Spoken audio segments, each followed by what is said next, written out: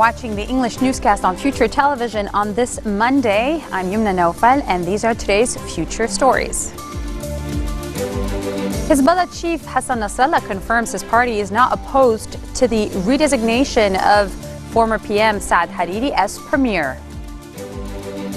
Syrian government forces and allies capture strategic high ground in Aleppo as Russia says it is not planning any more humanitarian pauses. And Iraq's Joint Operations Command denies Turkey was participating in military operations to retake Mosul.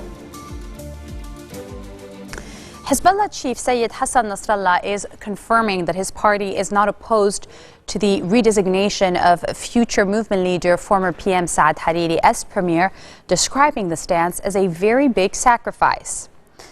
Nasrallah said, quote, "Nothing is free. There were discussions for more than a month, and they asked about the premiership should they accept to vote for General Aoun." He said this in a televised speech marking a week since the death in Syria of Hezbollah commander Hatem Hamedi, referring to officials from Hariri's future movement. He described Hariri's official endorsement of Aoun's nomination as an important development that largely paves the way for holding the presidential election in a realistic manner. Commenting on recent media reports, Nasrallah said he stressed that none of the allies and rivals is thinking of chaos or civil war, and what was attributed to Amal movement's leadership in this regard is baseless and has been categorically denied.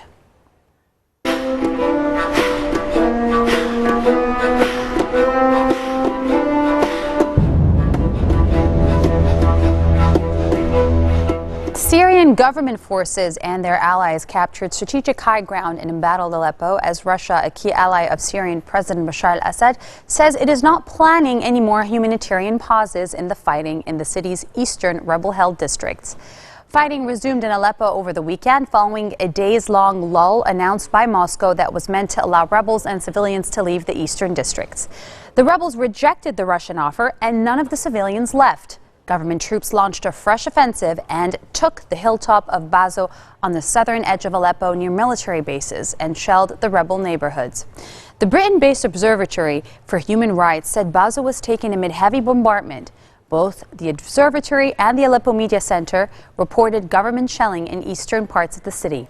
A video released by the Syrian army showed tanks and cannons pounding rebel positions in the area.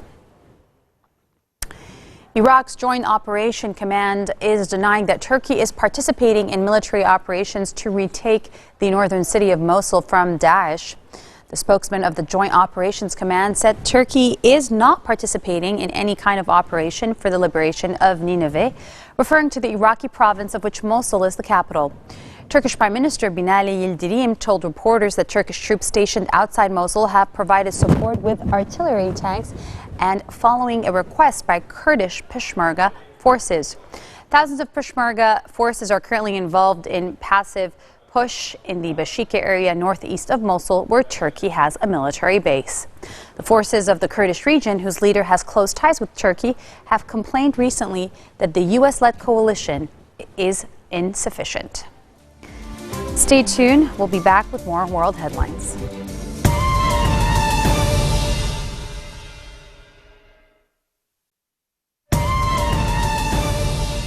Welcome back. A light aircraft crashed after taking off from Malta's main airport earlier this morning, killing all 5 people on board, officials are saying, in the island's nation's worst peacetime air accident. Airport sources initially said the plane was believed to be carrying officials from European Union border agency Frontex, but the organization later said none of its staff was involved. A military source at Malta International Airport said all 5 victims were French, though the French Foreign Ministry said it could not yet confirm that. Television footage showed flames rising from wreckage near the runway, sending thick black smoke into the sky. Staff said investigations had begun and the aerodrome was closed until further notice. Several flights have been diverted to Sicily, many delayed and some canceled. Several hundred migrants are among the first to leave Calais' jungle camp on special buses to transport them to welcome centers across France. In a giant hangar rented by the local authorities a few hundred meters from the slum where many have lived for months, They begin to be registered from 8 a.m. The socialist government says it is closing the camp, home to 6,500 migrants fleeing war and poverty, on humanitarian grounds. It plans to relocate them to 450 centers across France. The migrants are given a choice of 2 French regions and handed a corresponding bracelet before loading their bags onto buses parked outside. 60 buses are ready on Monday to take the first wave of migrants before the camp is torn down by authorities a week later. The most senior U.S. diplomat for Asia says that the United States remains a steady and trusted partner of the Philippines, but is concerned about recent controversial statements made by President Rodrigo Duterte. U.S. Assistant Secretary of State for East Asian and Public Affairs Danielle Russell told journalists after meeting with Philippine Foreign Affairs Secretary that while the United States supports Manila's effort against the scourge of drugs, Washington is concerned over the loss of lives, which is not a positive trend and is bad for business. Russell added Washington supports the improvement of bilateral ties between Manila and Beijing, dismissing claims that it will come at the expense of the Philippines' closest ally. The visit by Russell comes amid confusion over Manila's ties with Washington, with Rodrigo Duterte saying on Saturday the United States remains the Philippines' closest friend after earlier provoking alarm by announcing his country's separation from the United States and realignment with China. U.S. President Barack Obama says that Republican presidential nominee Donald Trump proves he is unfit to be president every day. Speaking at a campaign rally for Democratic presidential nominee Hillary Clinton, Obama also poked fun at Trump's pronunciation of Nevada. During a campaign rally in Reno on October 5th, Donald Trump said Nevada is pronounced Nevada. Earlier on Sunday, Kellyanne Conway, a top Trump advisor, acknowledged that the Republican presidential candidate was lagging behind Clinton ahead of the election. If we don't work as hard as we can in these next 16 days, all that progress could be out the window.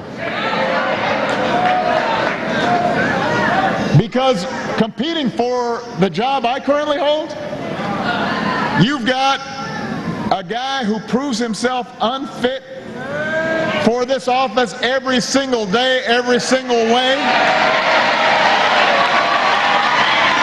And on the other side, you've got somebody who is as qualified as has ever run for the presidency, Hillary Rodham Clinton. Now, when suddenly it's not working, and people are saying, wow, this guy's kind of out of line, all of a sudden, these Republican politicians who were okay with all this crazy stuff, up to a point, suddenly they're all walking away. Oh, this is too much. So, you know, when you finally get him on tape bragging about actions that qualify as sexual assault and his poll numbers go down, suddenly that's a deal breaker. Well, what took you so long? What the heck? What took you so long? All these years, all these years you've been idolizing Ronald Reagan, and suddenly your presidential nominee is kissing up to Vladimir Putin, a former KGB officer. You've got a bromance with him. That was okay. Here in Nevada, you don't have to wait until November 8th. Oh, it is good to be back in Nevada. I heard the other guy was trying to tell you how to say Nevada. You remember that? Can't do it. I am so glad to be back here. I've got so many good friends. You got to go vote. You got to vote. Here in Nevada, you don't have to wait until November 8th. Early voting started yesterday.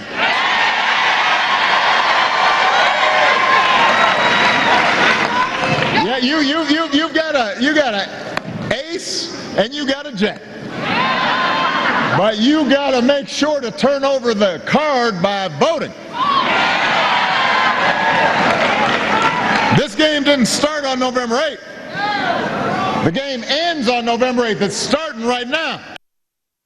Comedian Bill Murray was awarded the Mark Twain Prize for American Humor at a star-studded Kennedy Center ceremony, with friends and fellow actors praising him for the joy he has brought to audiences worldwide. Murray, the 65-year-old star of such movies as Groundhog Day, Ghostbusters, and Rushmore, said his success was grounded in love from his family and the talented people he had worked with for more than 4 decades. Bill Murray could shove you over the side of the Hoover Dam and you'd be like, hey, Bill Murray, all the way down. My other observation is Jimmy Kimmel, the beard is not working.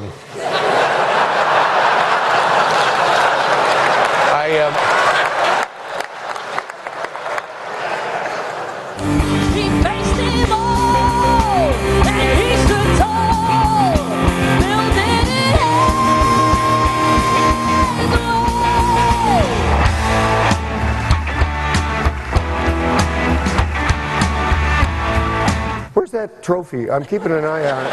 Okay. All right. Keep it moving back. I want to see how far back it can get by the time I get done. When I can't see it any longer, that's when I'm coming down the steps, okay?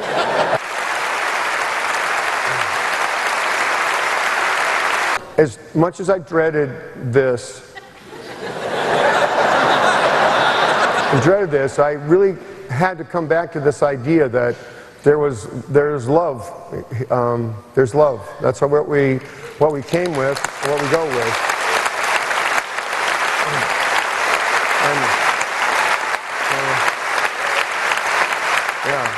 And I love you, and I love you, and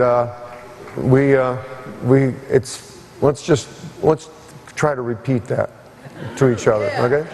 Good night. Thank you. Come on, oh baby, don't you wanna go back to that same old place, oh sweet old Chicago. 1 and 1 is 2. This marks the end of our bulletin for today. Now for a reminder of our headlines. Hezbollah chief Sayyid Hassan Nasrallah confirms that his party is not opposed to the redesignation of future movement leader Prime Minister Saad Hariri. Syrian government forces and their allies capture strategic ground in Aleppo as Russia says it is not planning any more humanitarian pauses.